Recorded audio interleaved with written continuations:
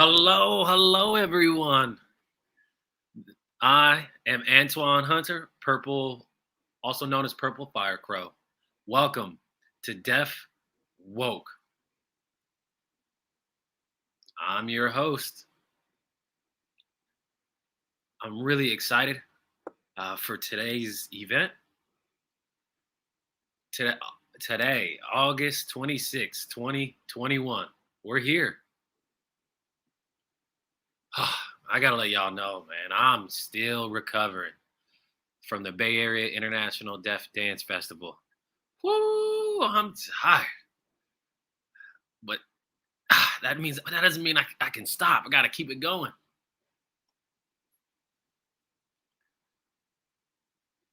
I thoroughly enjoyed meeting various types of people, learning from their culture, cultures within deaf culture.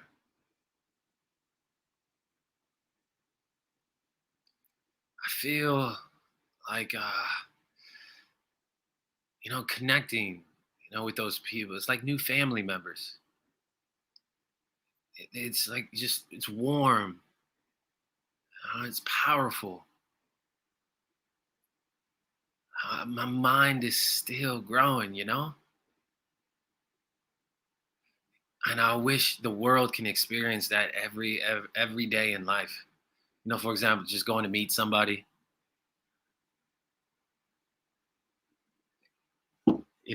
Meeting deaf leaders that own their own business. It's incredibly inspiring for me.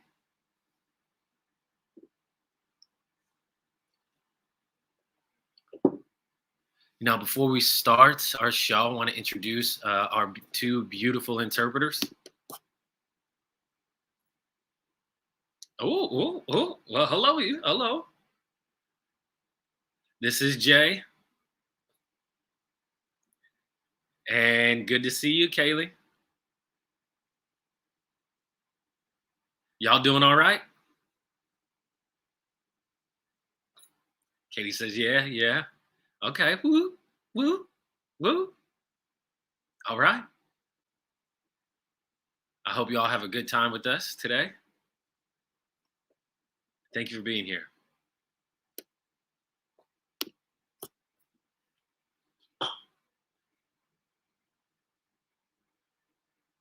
And now, onto our fabulous guest. Let me give you a little information about her.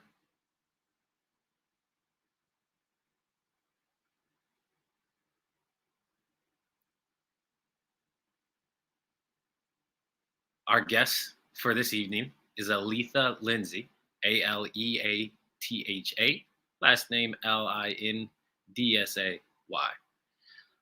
Linsday is a Atlanta-based award-winning multi-disciplinary artist, independent curator, disability advocate, and published author.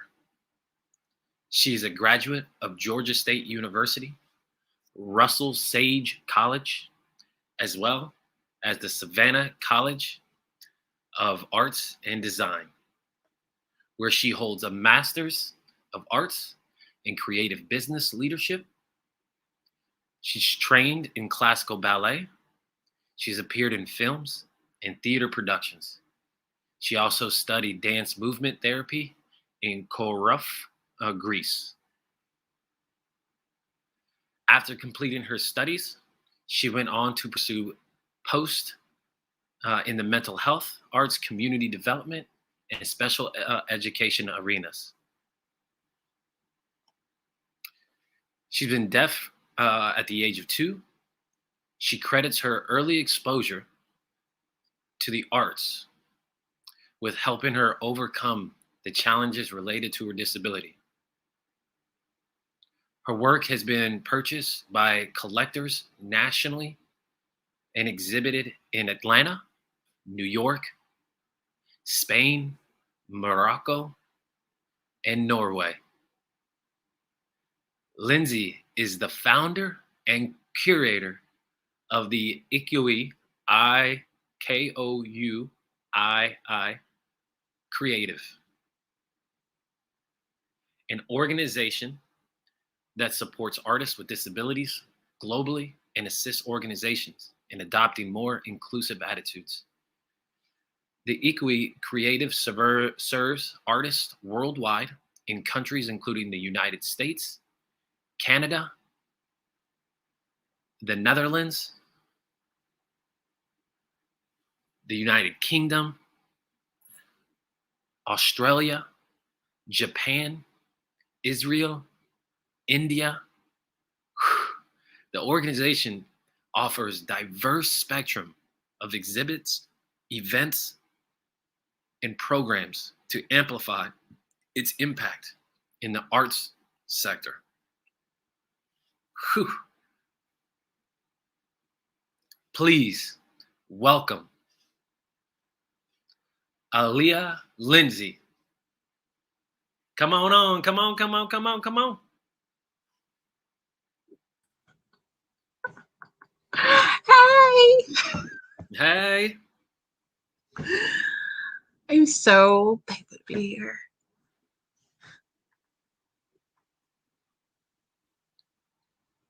I'm happy to see you. Likewise.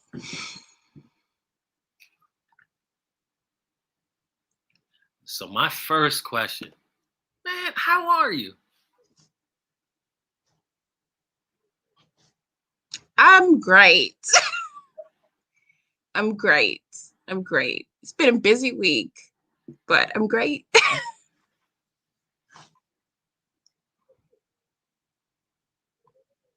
What, busy doing what? Oh, so many different projects, and we're getting ready for our next exhibition, and editing a book. It's just been crazy busy with a lot of projects.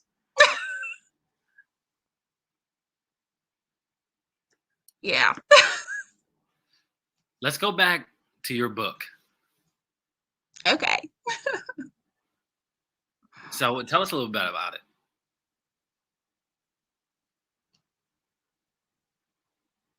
Okay. Well, the IKOUI book project, I started it through the organization in 2019, the IKOUI book project. The mission of the project was basically to reiterate one of our values that people of differently able individual artists can be an integral part of the arts. Has, art professionals, artists, performers, patrons, art collectors. So I thought, what better way to educate people by putting it in a book? And so the first edition came out last year. And so we highlighted 30 individuals from all over the world, 13 countries. Some of the artists that were highlighted in the book are actually deaf. And I just wanted to highlight different people who were doing different things and educate about the need of access and diversity and being inclusive. And I'm just excited to work on the second edition. And hopefully I can get Mr. Hunter in the second edition. Hopefully. But yeah, the book is doing great, and it's been sold to 15 countries. It's in libraries all across the US. It's in the collection at Gallaudet University, at RIT. It's amazing. So I'm ready to get into that second edition.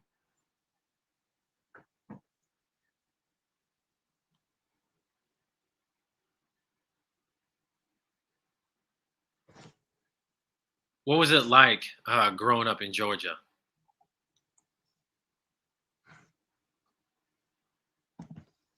Oh, oh, um, great. I had a great upbringing. I was homeschooled from a young age due to being deaf, actually. Um, they were telling my mom that I wouldn't pass the third, fourth grade level. And she was just like, forget that. And so she took me out of school, homeschooled me, Mm-hmm. and I graduated, obviously, have 3 degrees. So, yeah, and being homeschooled actually allowed me to pursue creative endeavors. So, I spent a small amount of time in school, but I got into painting. I started going to ballet from a young age, and I was just really immersed into the creative activities. So that's how, yeah, that's how my upbringing was.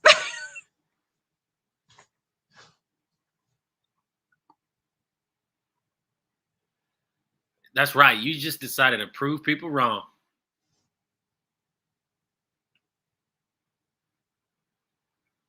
Exactly. Mm-hmm.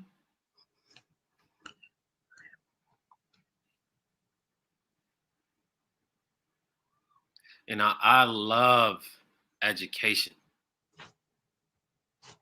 I love people telling me that I can't do this, I can't do that, because I'm gonna get out there and show them I can do it. Exactly.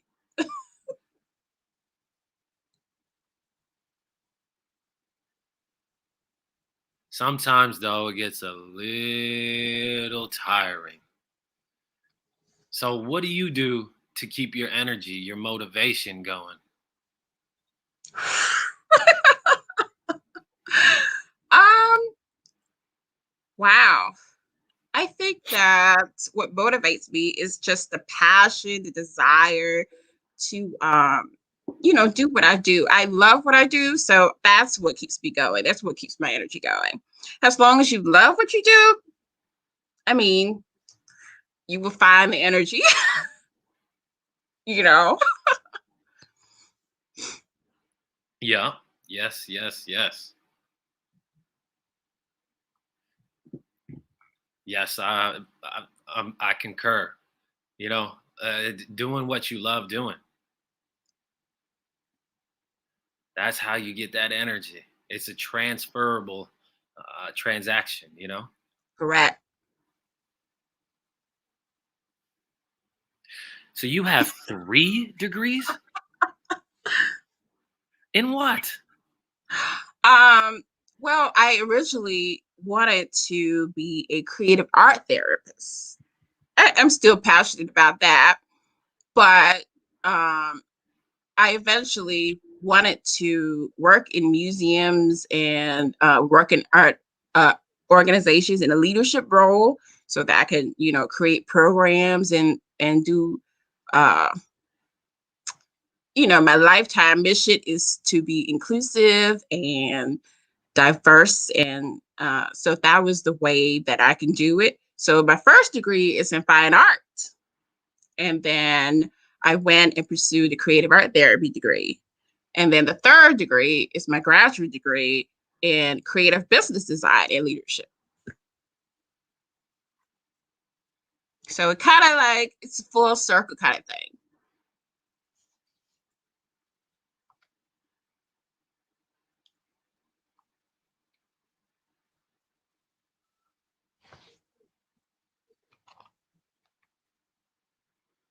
Can you tell me more about the dance movement therapy that you were describing?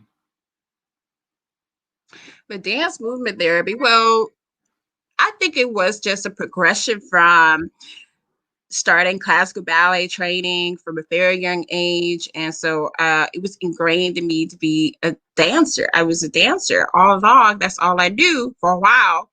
And so I did that for 15 years. I started to do modern dance, jazz, and that type of thing. And so when I pursued my degree in creative art therapy, which was dance movement, art visual therapy, music therapy, all that stuff, it was just so exciting. And so, yeah, at one point I was going to be a dance movement therapist, but you know how life is. Your plans change. And so, yeah. Yes, yes, yes, yes.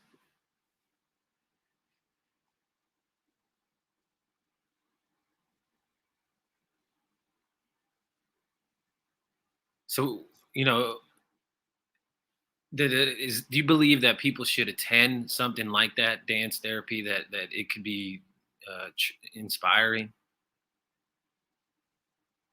You know, Absolutely. what did you learn? What did you learn about that transition from what you were starting to where you are?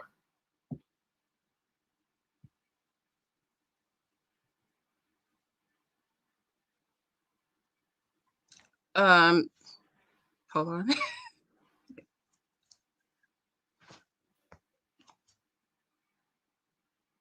um, well, I before I had been a performer.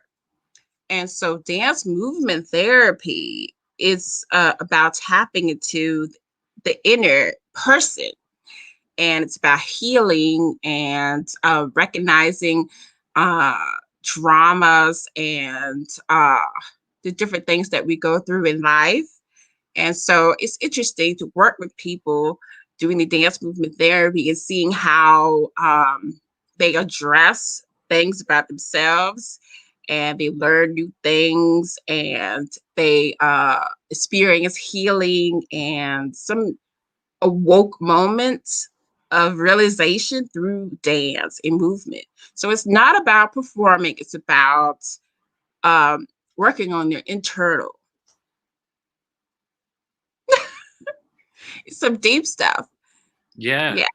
Yeah. So in my training, I work with a lot of people, you know, the elderly, children, people with differently abled abilities. And so it was amazing to see when they go through this dance movement therapy, how they make a progression, um, and it changes a person. It's not easy, but wow, you know, learning that it's more, especially being deaf, especially being a person of color, we really need. I mean, all humans need to need dance therapy. You know, speaking of deaf people, my understanding is you recognize that you were deaf at age 2.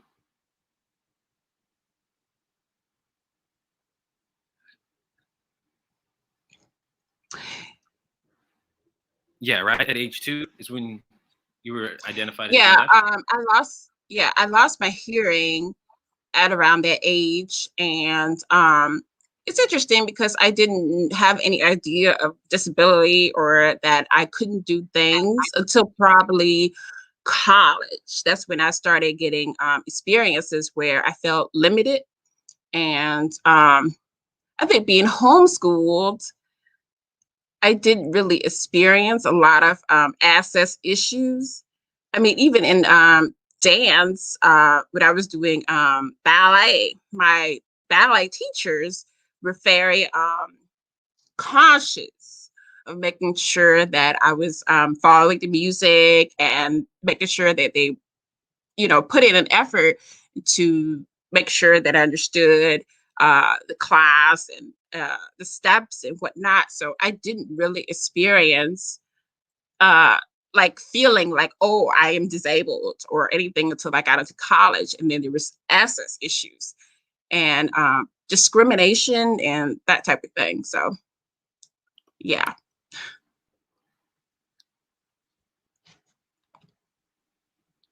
Yeah, yeah.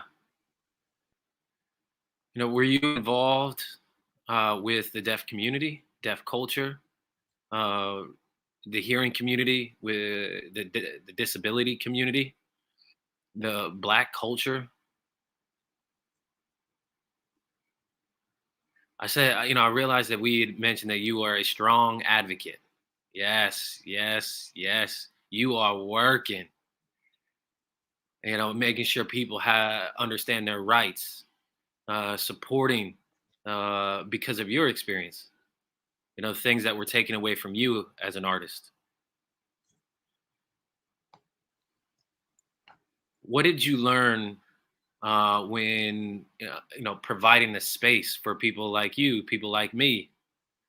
What did you learn during this journey? Is it easy? Was it easy? Well, that's a great question. Well, I have worked for some time in the arts as an artist and as an art professional. I was directing at a gallery. I was coordinating programs at art museums and whatnot. And after a while, I noticed that there was still such a need for more access, and there was a lack of diversity, and it wasn't inclusive. And so that is what led me to start iCooey, because I wanted a space where I had access myself, and that other people would have access, and that it was diverse. And so, just to give you little statistics, 2 or 3 years ago, they did a big like survey, research on art galleries, art museums, and organizations.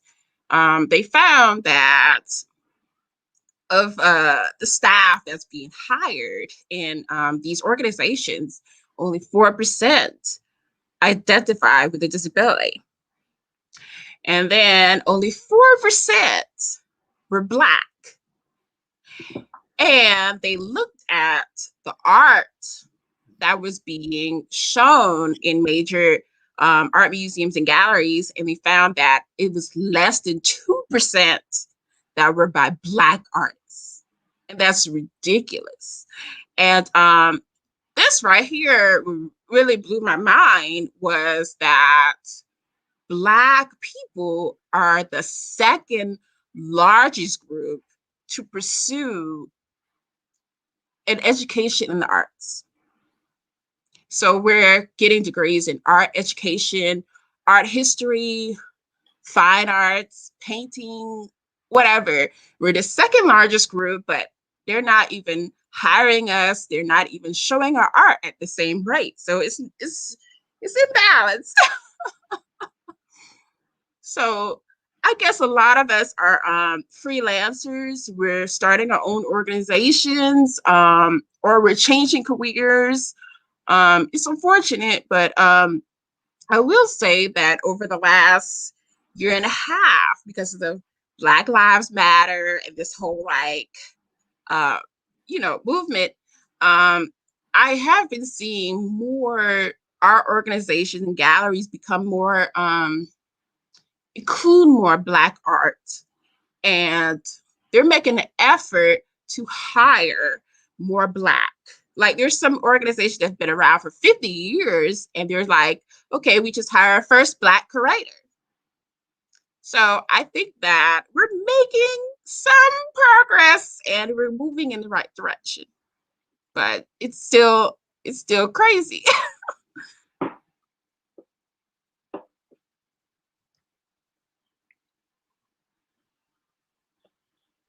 Yeah, like 70 years. Just recently, they're just now recognizing Black people. but we've been there knocking on the door, asking to let us in. We wanted to be involved forever, over 70-ish years, actually, over 50 years. We've been asking, begging, imploring, knocking on the door to let us in, and they just recently allowed us in. But what you're doing right now is knocking the hinges off the door 24/7, welcoming all the people. You're not obstructing anyone.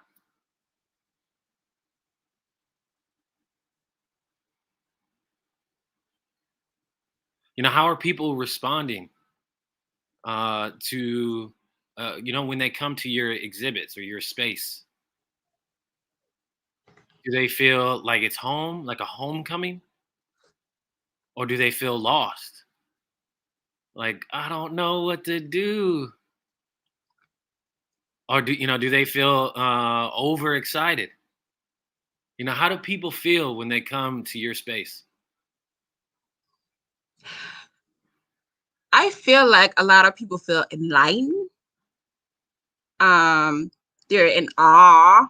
They're like, wow, I didn't know that there is such a thing, you know. And even with the book, which I have right here, it's the book.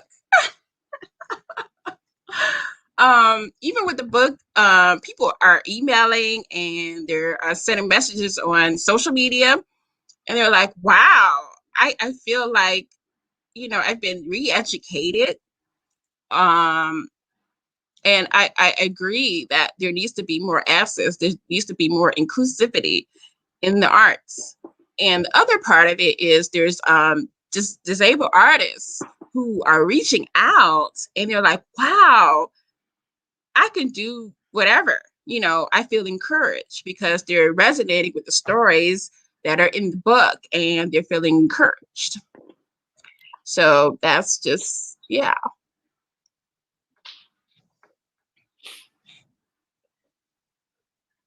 Yeah, I see that your shirt says care, dear care. What does your shirt say? This is actually a shirt from my t-shirt line called Dear Black Artists. It's about empowering Black artists. It says, Dear Black artists, your dreams matter, your stories matter, your ideas matter, your works matter, and you matter. So, yeah, we have a website called dearbblackartist.com.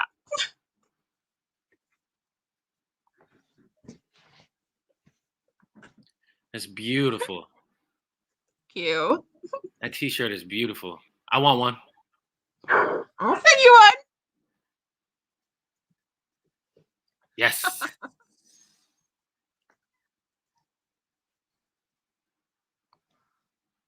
I would like for you to explain, how can people get involved with ICA, your organization? What does the process look like with the IKOUU? Okay. Well, we have several different ways that people can get involved. They can volunteer with providing access. We always need people. We always need people to get involved. And so they can go online, icui.com, and fill out a form. And, they could just tell what they're interested in. And also, we do a lot of collaborative projects with other organizations. We're doing a project right now with the Dyer Gallery in New York. And previously, we've worked at different museums and whatnot. And so we are always seeking ways to collaborate with other organizations, regardless of location. And also, artists sometimes reach out to collaborate with some of our artists. So that's another option as well. So there's just so many different ways to get involved.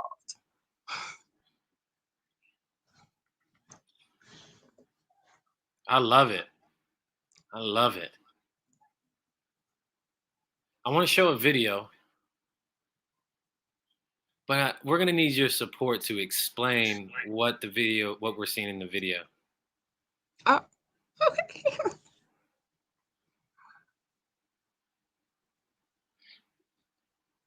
If you can explain what the title of the video. I think it's a short video. So it looks like an art party. Can you give us a little explanation before we play it? Oh, the yellow exhibition. That was a fun event. It was so bright in there. It was an exhibition where we had artists bring in artwork that was made and inspired by the color yellow.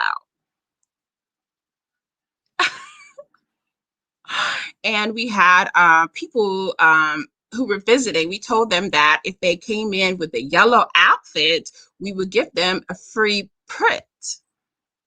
And so they just have these beautiful yellow outfits. Oh my goodness, it was just so much fun. And we took a lot of pictures. And so yeah, that was one of my favorite events that we've done. And we're actually doing it again, but with a different color, blue. So that should be interesting as well. Oh, blue. Okay. I missed the memo. I got the yellow memo.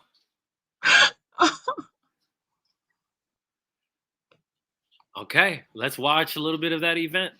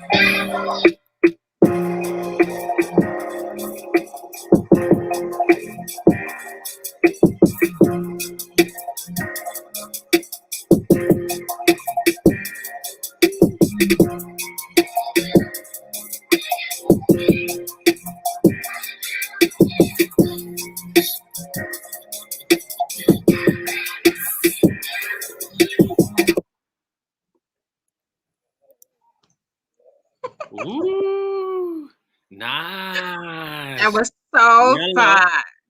I saw the yellow paint. I did see people in yellow outfits. I saw yellow food. Yeah. Oh yeah, we had a girl come in. She does raw vegan food, and so everything that she brought in was yellow.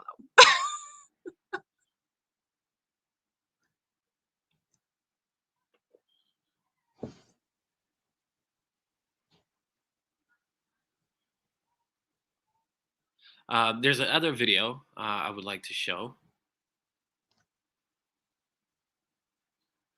So my understanding is that one person is a dancer.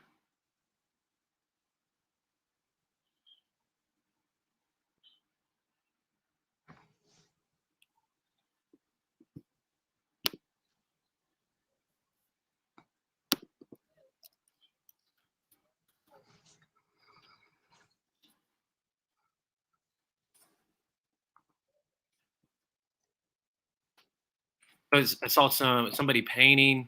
Can you explain a little bit about that video? Oh, I almost forgot about that video. um, that was actually an example of how we have two very different artists collaborate with a project. So one artist, she's from India, and her work is primarily working with turmeric. And then we had another artist um, who is a deaf dancer. I'm actually choking a little bit because I'm choking up a little bit because the artist that's a dancer passed away um, a few days ago. That was in this video. And he was such a beautiful person and dancer and actor, and he was such a prominent figure here in Atlanta in the deaf community, disability community.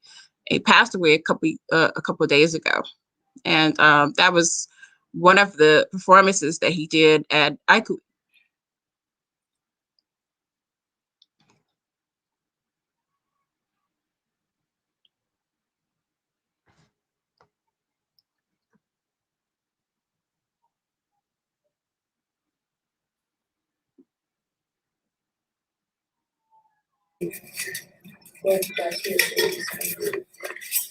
Proceed and do not stop. If exhausted, keep proceeding to find the path of your destination. Keep proceeding on that path that one is existence.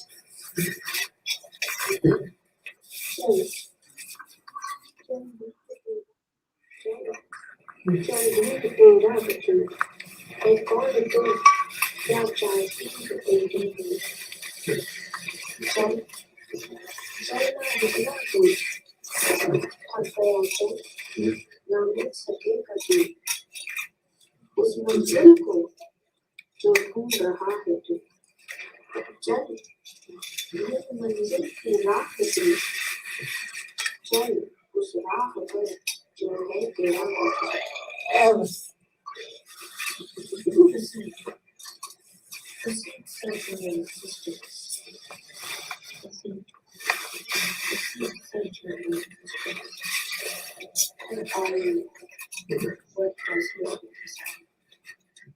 Proceed and do not stop.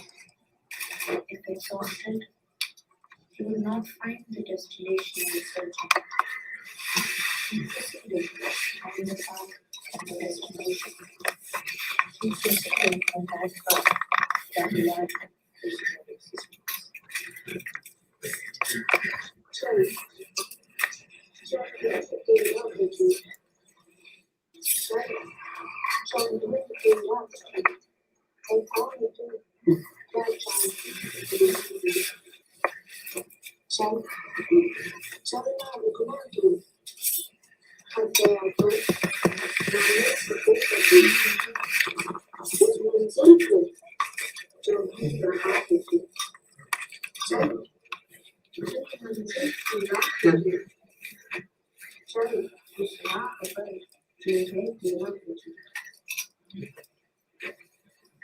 Proceed.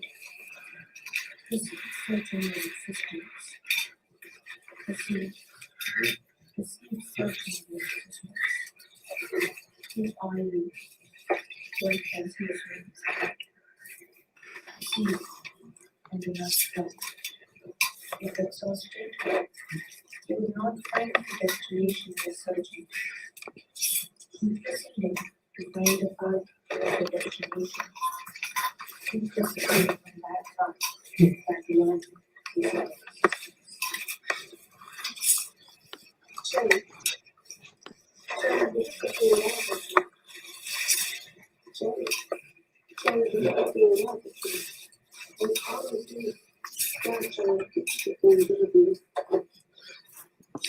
Wow. Beautiful. Just beautiful.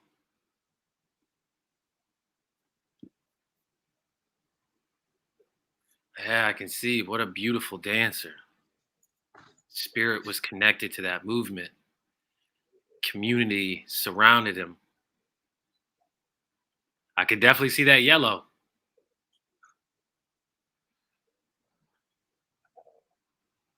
That was powerful.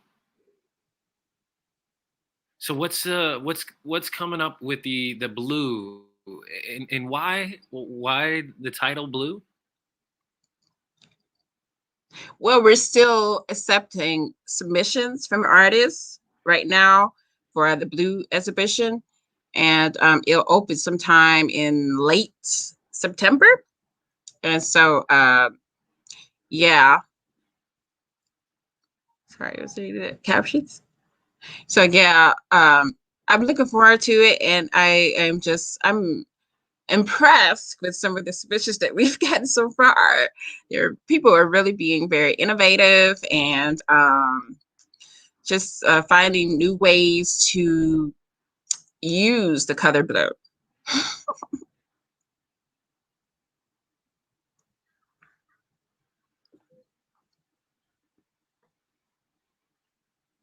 Thank you for sharing that with us. It's driving our excitement for the next one. Wait, when is it? When is it? I think September the 25th is when we will open the exhibition for Bluish. That's what it's called. Blue ISH.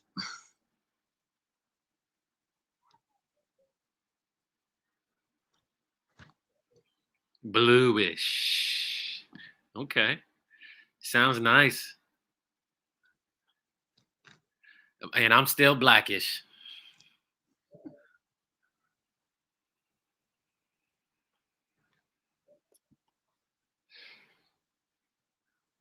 I'm looking forward to Bluish. I might have to come out there and see it. Who's your role model? Who do you look up to?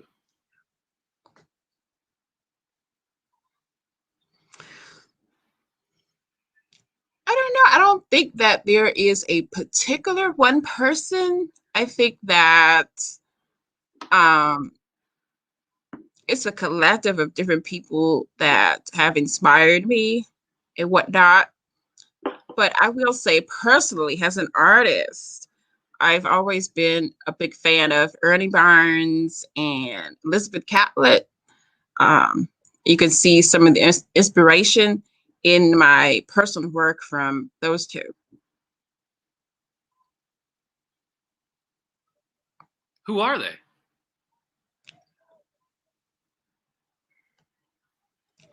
They're both visual artists. Elizabeth Catlett, she was a sculptor. And Ernie Barnes, he was a professional football player turned painter. And so his work is actually it's just beautiful, and it's basically a homage to Black culture, and everything just has so much movement. So that's what I resonated with, because I love movement in my art.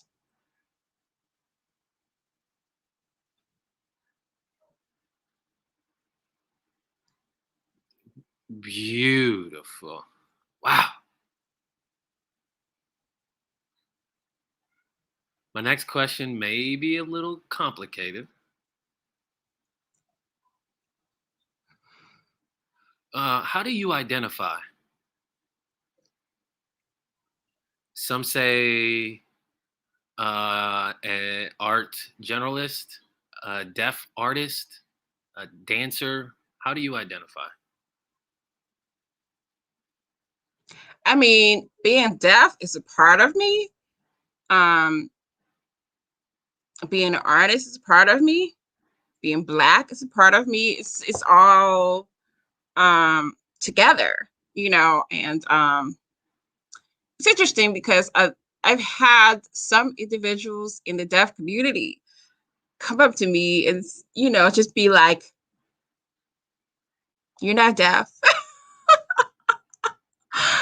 and I actually reached out to my audiologist and I was like, am I deaf or am I hard of hearing or what? It's just like, according to your hearing test, you are deaf. You are profoundly deaf. So I've had to deal with that judgment. And I think it's because something to do with, that I prefer to use my voice, and I feel more empowered and comfortable with using my voice rather than signing. And I also get some kind of judgment from the hearing world because they'll say, I don't hear a deaf accent. So why are you identifying as deaf? And it's interesting because my mother she's a speech and reading specialist. So that's why I probably speak really well. I don't know. That influenced that made me more confident to use my voice, and I feel empowered to use my voice because of her working with me since I was, 2. So I think that it's ridiculous when people um, judge because you're using your voice. I think everybody should be comfortable with whatever form of language communication that they want to use. And I think we all are in this together because we deal with similar challenges. We all have access issues, and so we shouldn't be that way towards each other. I know I just got a little heavy for a minute, but I felt like I had to say it because I had a recent someone reached out to me. They're like, "Why do you identify as deaf?" So that's my explanation.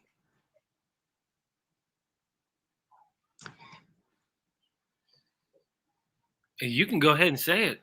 I'm deaf and I'm proud to be deaf. I'm Black, I'm deaf, and I'm proud to be it.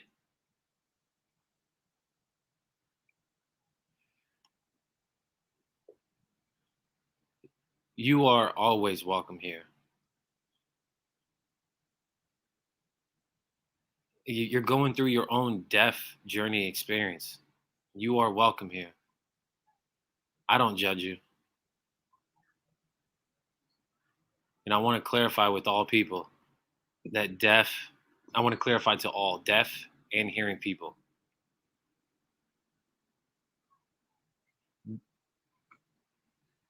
All because I can speak doesn't mean I have to, if I can't hear, so it Right. doesn't reflect my ability to speak. And some deaf people can speak and articulate clearly, and some can't. Some deaf people can speak English, and others. Some people can speak Spanish clearly, but their English might be a little broken. It doesn't matter. It can be a challenge. You know how things sound like. So people in the audience, if you're watching, some deaf people can hear birds. Some can hear motorcycles. Some can hear motorcycles. Some can't hear birds. There's no one monolithic deaf person. So like Aleatha, you can be like her. You are perfect. Who you are, how you are. I thank you for sharing your voice. Whether you're signing, whether you're voicing, or whether you're moving. Thank you for sharing that space. Your book is amazing. That book can provide a young person, give them a door to walk through.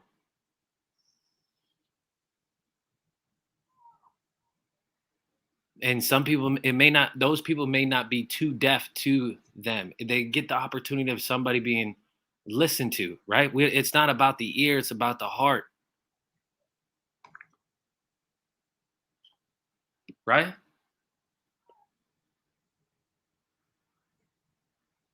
Let them hear you. Yeah, you agree? Right. I agree. Thank you for saying that.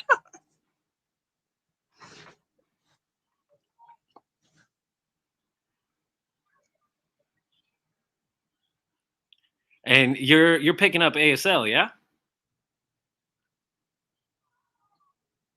I am. Yes. Yes. Awesome.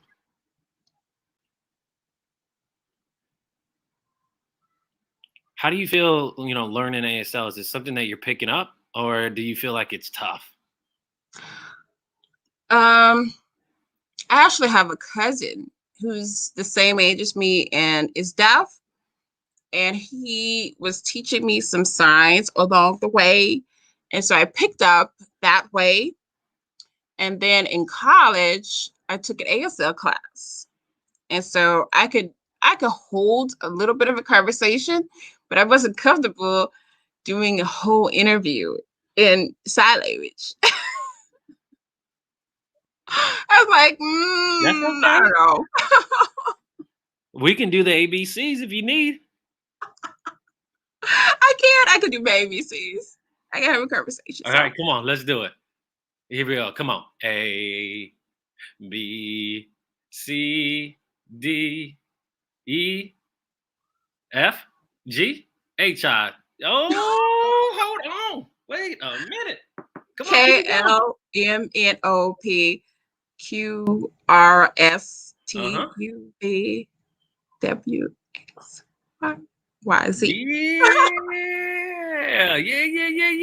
Yeah. That's what I'm talking about. Yeah. And we're getting close to the end of the show, so I got a game for you. You ready? Oh. Yeah. Here we go.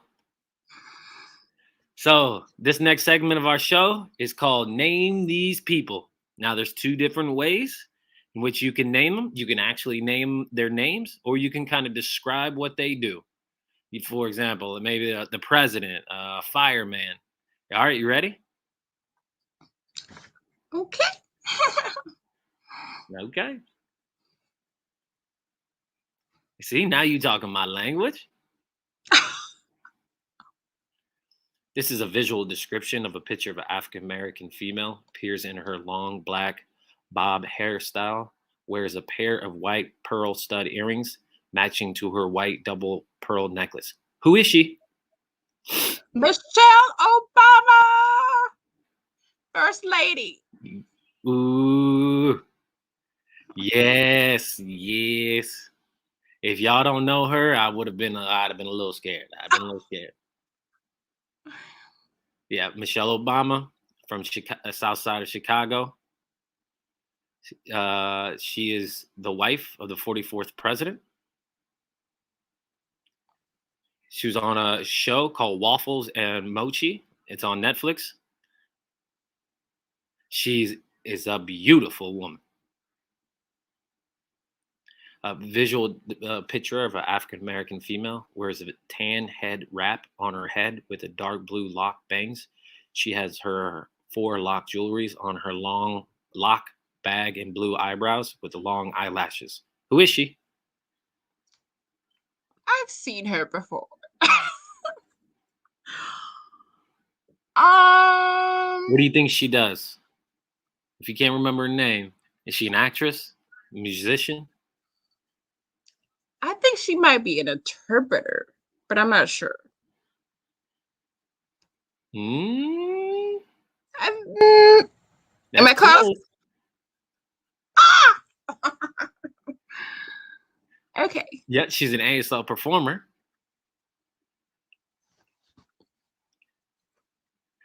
Not like an interpreter, but a performer. Her name's Raven Sutton. She's out from Alabama. She's a dancer, ASL performer, deaf awareness advocate. She was on our show, I think, 2 weeks ago. She's amazing. She just lets loose. Awesome. Visual description: a picture of an African-American male appears in his black, white text New York baseball cap, wearing an aqua blue eyes framed eyeglasses. Who is he? He's a filmmaker.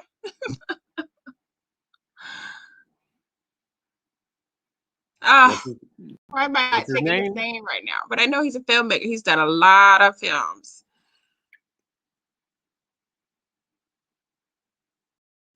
Name one of his movies.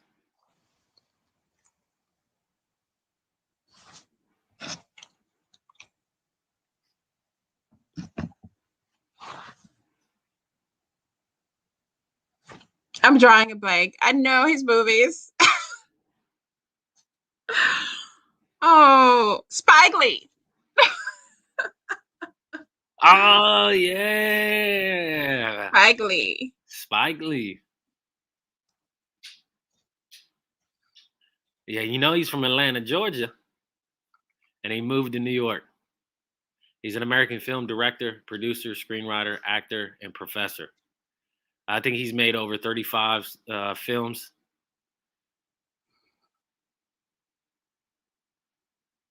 Spike is his nickname is Spike. This next one is a cool person. He's deaf. As a picture, African American male sits crossing his arms with long block locks flowing over his shoulders, wears a light teal blue opening button blouse, and grins at the camera. Who is he? Ah. His name's Mervyn O'Brien. Deaf, native of New Orleans, Louisiana, dancer, actor, choreographer. He's a beautiful human. Right now, he's in New York. He's involved in all kinds of activities in New York. I hope you get the opportunity to meet this amazing person. Now, he's also my good friend. A visual picture of an African-American female appears in the background of several trees, standing with her right hand on her right hip while smiles at the camera. Who is she? I have no idea.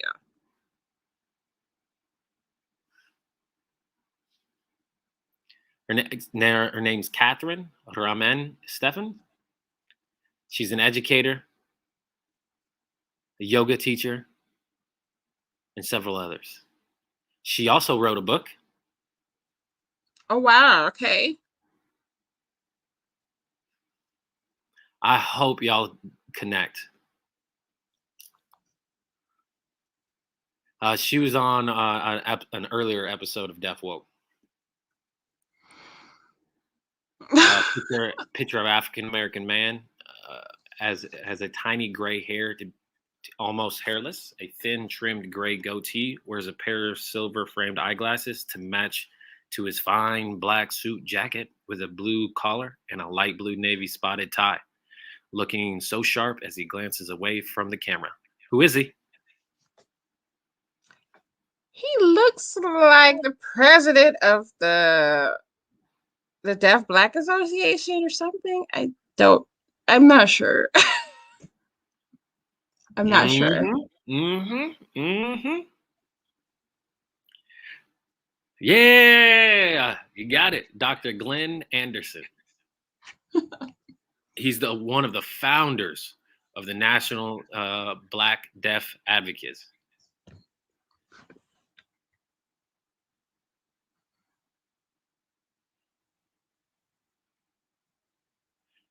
He's the first deaf male to receive a PhD from the Gallaudet University, Washington, D.C.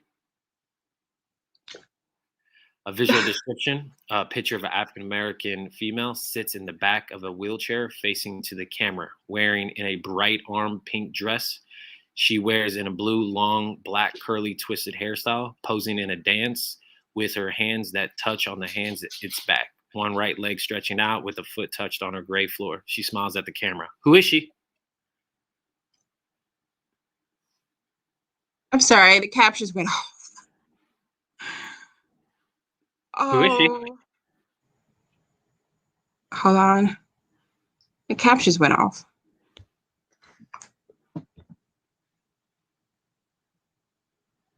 I can get him back on. I know her. She is an Aikui artist, actually.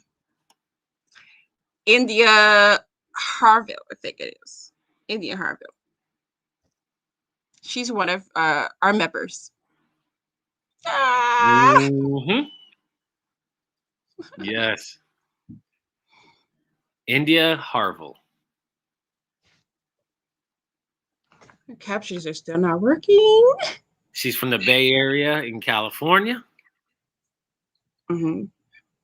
disabled queer femme teacher,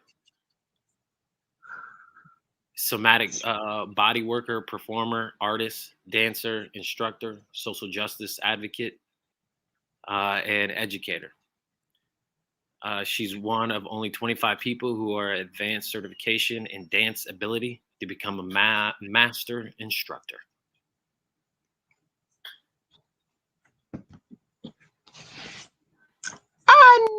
I know of him.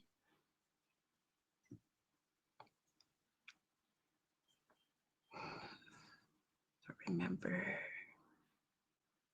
Is a visual picture of an African-American male, appears in his black jacket, white collar, and a light brown tee, wears in a black flat haircut neatly, and black full trimmed beard. Looking at the camera, looking so serious.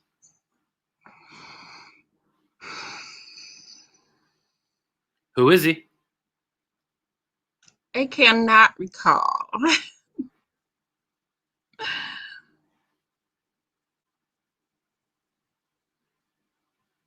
Nope.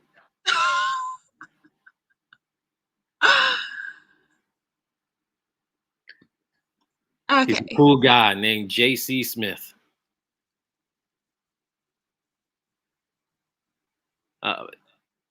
Is a football star and a black student union leader at Gallaudet University in Washington, D.C.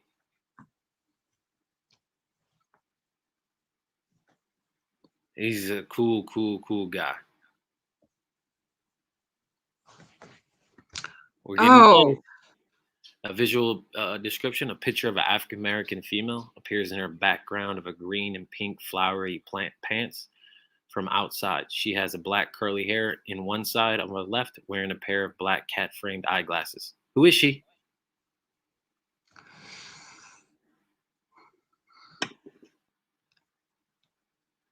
I believe she's probably a speaker. A speaker or disability advocate of some sort. Just not sure what her name is. Mm-hmm. But you are on the nose. Andrea Lavant.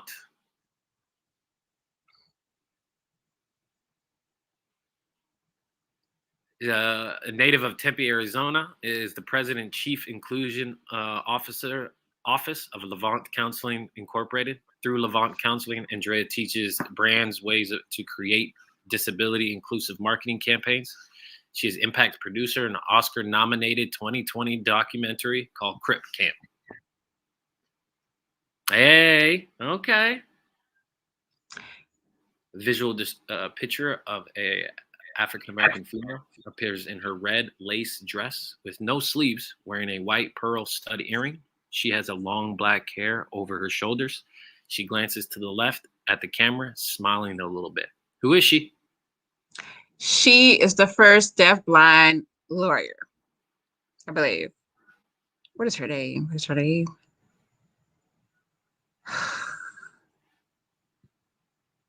Her name is not coming to me, but I know she is the first deaf-blind lawyer. She went to Yale, I believe. She has a book that's amazing. That's close. The college is close. Remember her name? Ah. Yeah, Habian Gurma. You got it. You're right. You were right there. She's deafblind. She's an author. Graduated from Harvard Law School. She was recognized to be an award by the President Barack Obama, who has named her the White House Champion of Change. What? She has a book called Habian, the Deafblind Woman Who Conquered Harvard Law. This one might be a little challenging, but the visual description, a picture of an African-American female, appears in her honey short curly hairstyle, wears a dark gray blouse with a short necklace of diamonds matching to her pair of diamond stud earrings, smiles at the camera. Who is she?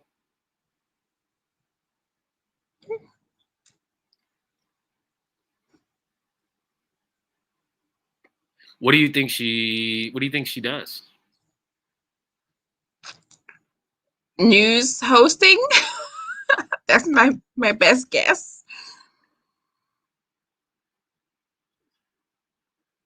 This is Claudia L. Gordon.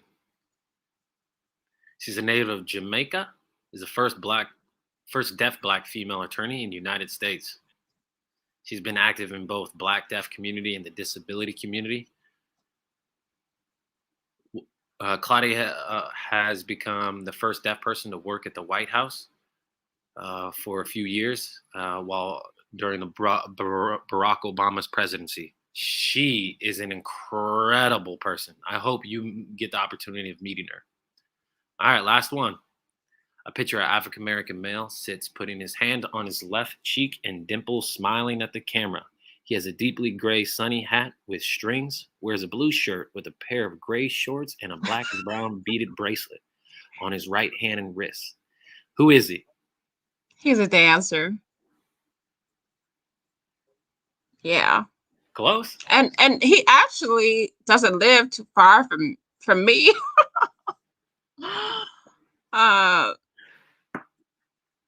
Yeah, I can't remember his name, but if I saw him right now, I would be like, okay, I know him. So, but yeah, he's a dancer. He's done a lot of videos where he, does songs in ASL, and he was really big on ASL for hip hop music. He's done a lot of music videos. Can't remember his name. Mm-hmm.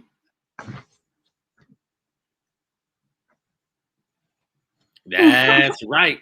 Matt Maxey. Native of Atlanta, Georgia. You're both from Georgia.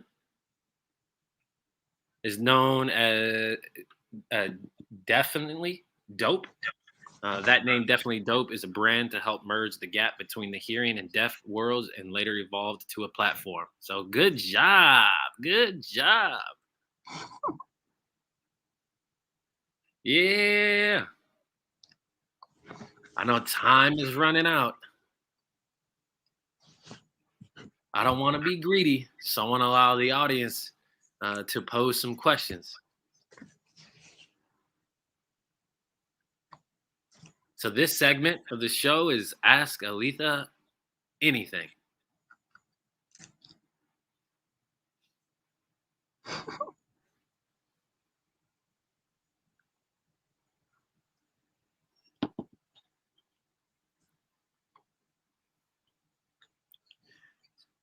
So I'll go ahead and read some of these questions.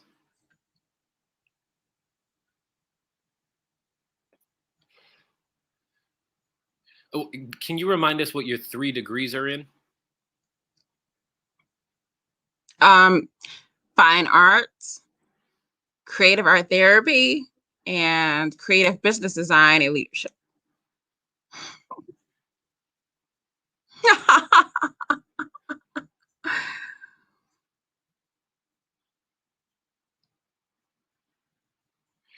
Hi, Aleatha. I'm so new to ICWE. Hope I spell it right. Are you offering deaf BIPOC college students to take an internship to work at ICWE? Absolutely. They could just go on our website and fill out a form, and we'll get in contact and do an interview.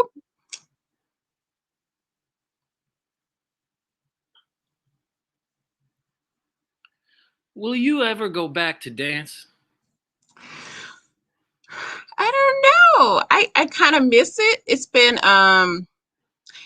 10 years since I had my last professional dance performance. And it's a funny story actually, because my friend had came over to my place in New York. I was living in New York at the time. And she saw in the newspaper that they were doing auditions for Aida. And she dared me to go and audition. And it was the very next day. And she went with me. And so I went to the audition. I had so much fun. I love the people and I love the choreography. And I didn't think anything of it. So I just went on about my business. And a few days later, they contacted me and said, "You've been casted." So I ended up, Yeah. yeah, so that was exciting. That was a cool, very cool experience to be on Broadway. It just, I was working 2 full-time jobs at the time. A day job, an overnight job from 9 p.m. to 8 a.m. So I don't even know how I managed to go to my rehearsals and do the performances, but it was really fun.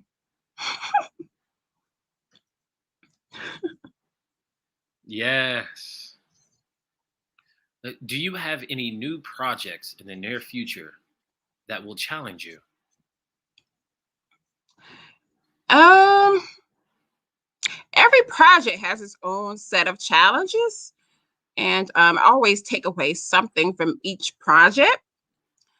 Uh, I think the next biggest challenging thing, if I were to say something was challenging, would be at ICU, we were trying to do a artist residency program, and I'm very adamant to make sure that it's fully accessible and that artists from all over the world can come and stay somewhere for a short period of time, and to make sure that that's accessible, and to make sure that we have enough funding and all of that. So I think that's the next big we want to say challenging project.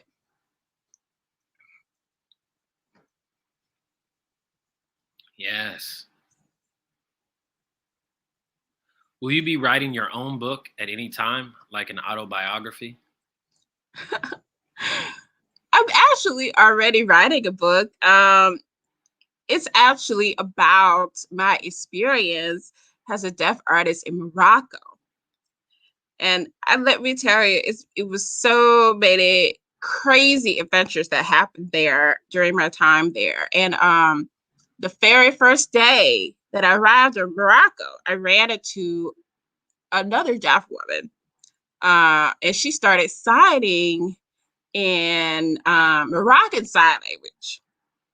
And I responded in American Sign Language, and we understood each other. We ended up talking and chatting for about an hour in the middle of the street. So it's just different things that happened during my time there that I want to share. And so, yeah, that book, I'm working on that.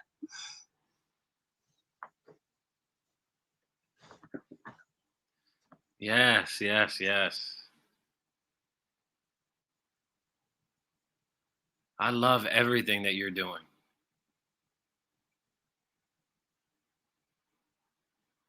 Do you have something important, your last word, your last thought that you want to share with the audience?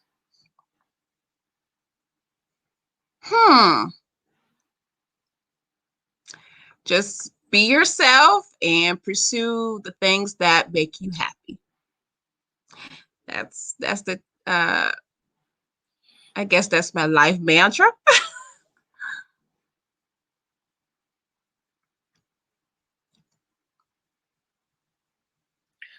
All right, people.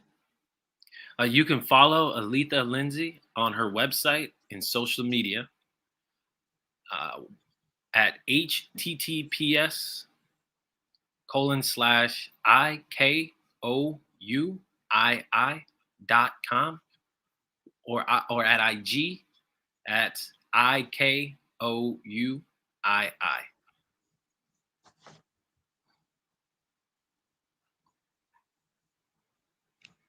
Please follow.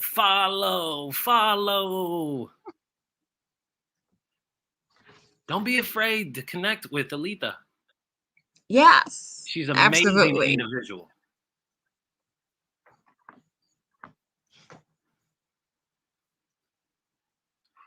Thank you so much for coming. It's been amazing. Thank you. Thank you for having me. I really love this platform that you have. It's amazing. And so I'm glad to have had the opportunity to be here and just share the deaf walk. All right. Thank you. I'll see you at Bluish. Okay. All right. Bye.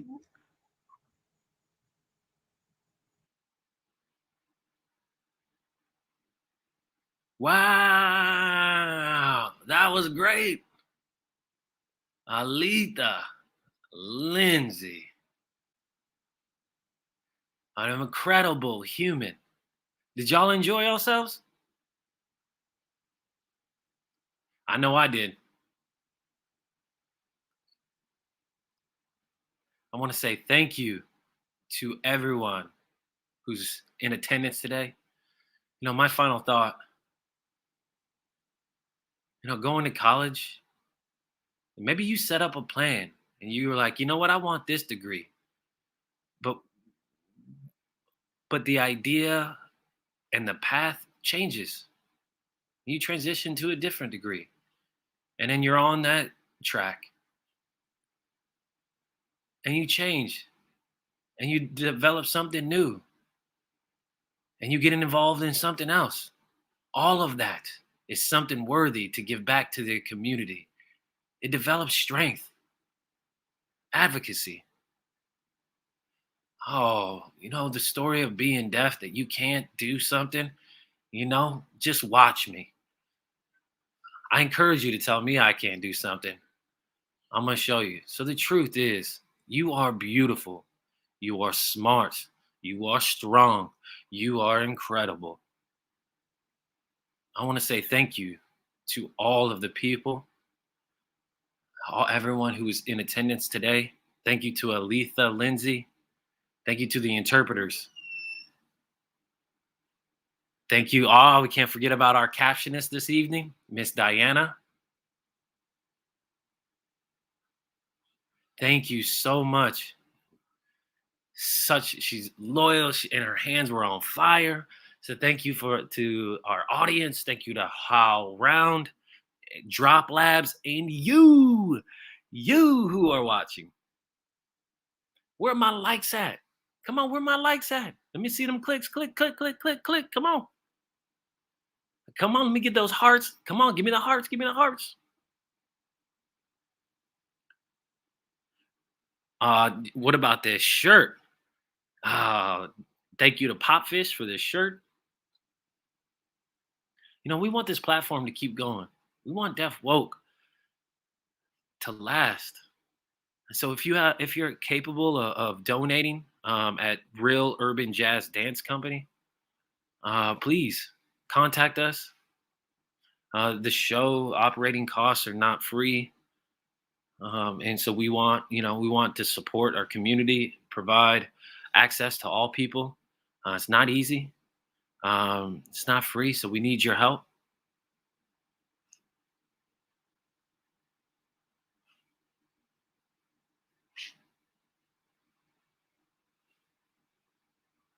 Oh, okay. Yeah. Yeah. Right here. Mm-hmm. Yes. Keep striving. Yes. Okay. So I hope y'all get the opportunity to connect. I am Antoine Hunter, also known as PurpleFireCrow. Thank you for watching. Deaf Woke. Peace. Love. I'm out. Man, hold on. Let me get that music so we get a little grooving going on. Where's my music at? Come on. Where's it at?